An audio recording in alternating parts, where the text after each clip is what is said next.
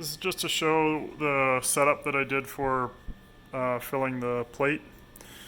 I started off by adding this air hose and looping it up here, and this just to purge air, so I can purge air until I get brine coming out of there.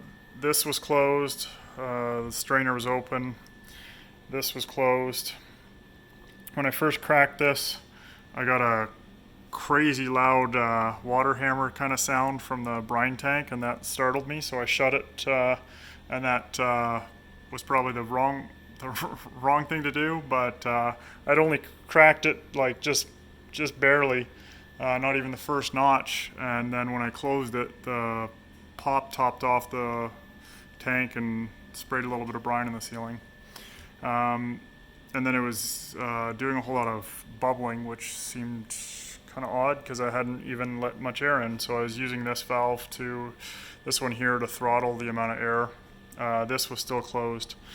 And then, yeah, I decided to put this pail here to monitor when I figure the level is here and going into the pail. And at that point, I just kept gradually opening this one. This one was still closed at first. Once I had this one open a little ways and the brine tank level was like dropping nice and slowly and consistently, I opened this one the rest of the way up. And then instead of using this one to modulate the air purge, I used this one. And so at this point, I opened this one up all the way and was just using this to control the air, and now I'm at the point where I'm still getting air, but I'm also getting brine coming out as well. So I would assume that would mean that I've got maybe not the whole plate filled up to here. I don't know. I mean, maybe it's gonna just keep gradually working its way up there, but it's seeming like that's high enough that I'm gonna stop using this one, and I'm just gonna continue to purge air to this one here. And I figure it's better to, at this point, just crack it a little bit. Just slowly listen to it come out so that I don't fill the plate any faster than necessary.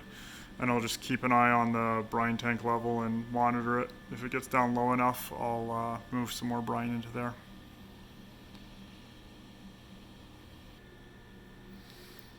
So after some more purging of air here and allowing the brine tank to continue to drop, it's now down to just below 50.